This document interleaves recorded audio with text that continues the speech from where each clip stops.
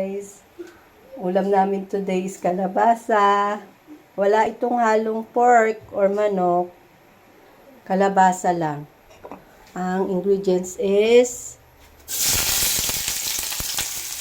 ayan. Bawang lang. May lalagyan ko lang ng konting asin, pepper. Yan na. Luto na yon. Para makain ng bata. Okay.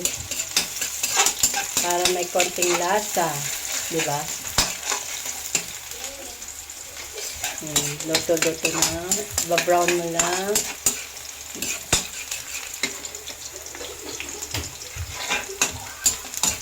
Ayan, pag-brown na. Ito na. Diba?